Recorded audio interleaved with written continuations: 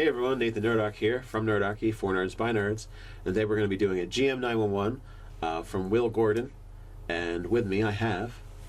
Dave. Ryan. So, from what I understand, Will is in with a whole bunch of other DMs. Like he's got like an OverDM, he said, as somebody. Well, before we get into that, down in the description below, guys, there is the link to the newsletter. You can sign up and stay abreast of whatever's going on with Nerdarchy, and also possibly game with us in the future. So OverDM just totally makes me think you must spawn more OverDMs.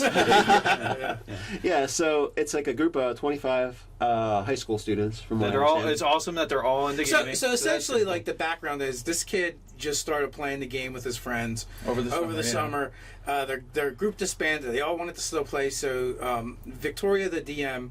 OverDM. We must give her a title. Has basically started a D&D club at school now. Which is really cool because and now they got too many players. One in mine when I was in school. Yeah, they only have too many players. We had a D&D club in the same high school. Oh, yeah? After school, yeah. Oh, I didn't know about it. You weren't cool enough. Oh, I was too nerdy for the nerdy club. Yeah, you're a couple of years older than me, so maybe. Yeah. They started it later. Yeah. They're like, Nate's gone. We started it now. All this awesome stuff's going to happen. Yeah. There's going to be strippers and... and D20s. Dice, yeah, and D20s. Yeah, and D20s, yeah. So, there's an issue. They're all kind of like sharing the world. So people have got islands and foothills, and maybe swamps. deserts, swamps, whatever. And his stuff, he's kind of done like some kind of multiverse thing where he's taken some of the races out. He's done things drastically different from like the canon baseline D&D world. Yeah, while everyone else is pretty much playing out of the book. So she was like, "Hey, you're on the other side of the mountainside. This is a great idea. Put it on the other side of the world. You've been banished." Yes, you have been banished to the other side of the mountains. Now, I think that's good because it's easy to separate out and make different if there's, first off, geography. And, I made mine. I kind of cheesed it. We're sharing a world, but I'm like 300 miles away, which is like a lifetime away in a D&D setting, unless you've got an airship or a dragon. Or an dragon airship. So, I was thinking dragons riding in airships. It's like the Tarask meme with he's got the hot air balloon strapped to his back. So you could say, well, there's reasons why the area is drastically different. Maybe certain races are become sick or ill due to some magic effect, or a meteor struck a long time ago and created this veil. And it's all great, except certain races most of the race just grow sick and die if they stay there. So, tieflings, they don't like hanging out there because they have a 90% casualty rate when they just stay there for a week or something. And, so he wants to be able to let the other players in, and maybe there's some strange race, a strange race for his section. A really savvy merchant would find that substance that makes these other things die off, especially like orcs, and would put it in like an aerosol can, and then sell orc away spray. Yeah, orc off to the other side of the mountains. That's pretty clever. Yeah. That is a business that could definitely get started and be quite lucrative. Well, orc away. I mean, so another thing is, like, since you're saying, like no drow and what is it? No drow and tieflings. No tieflings, orcs, drows. Yeah. There could be like a holy aura. All the cool angsty things that people want to play nowadays. Like, no. You could have like a holy aura that just makes a lot of them feel uncomfortable. Like, this high schooler is so old school. Yeah.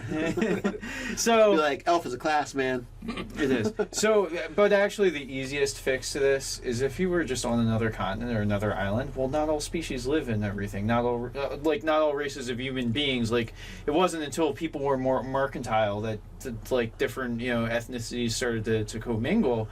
The same thing with species of animals. Things evolved separately, separate paths. Where like on that island, like maybe orcs never really evolved, or tieflings, or they never visited. They never came in their ship. Yeah, the easiest thing is even more distance and more isolation. Maybe this area that you have is actually surrounded by mountains, and they're virtually impassable, and that's why enough things haven't migrated over for it to take hold. I mean, in a medieval fantasy style game that isn't high magic, you know, people never really leave their homes. They grow up in the same area. It's They like don't go 10 foot anywhere. radius, 10 mile radius. 10 foot radius. I'm just near Yeah, you. they're like, Yeah. oh, I can't leave my house. Yeah. Also known as a people zoo. Yeah, people zoo. 10 foot I'll radius. escape you in a people zoo. Yeah. So yeah, so like it's actually not that difficult to do. There's going to be different cultures that develop, and like I said, the mountains could just be impassable. Maybe there's crazy storms that constantly happen over those mountains that make people want to not go there. Or you could have that in your okay. What do you Well, got? there was some caravans that made it over, but whatever races made it over in that caravan is what's there. Yeah. And rarely does anybody else show up. So it's all populace from like only a few lines of different peoples. Like, The mountains could be infested with giants and trolls. yeah. Yeah, so I was also thinking too that you could explain away some of these differences in the history of the world, where like in this region they had like an inquisition of like fiendish things, and so tieflings were just killed or run off. Yeah, like so like historically things could be explained why these things aren't around. Oh yeah, And that could have happened 500 years ago. Yeah. And just say things like, heck no, I'm not showing up there. I mean, that's basically borrowing from like the lore of Eberron with the Church of the Silver Flame. They had an inquisition of lycanthropes, and like you're kind of doing that, except for they were successful at it. yeah. They won. Well, They won at a genocide, basically.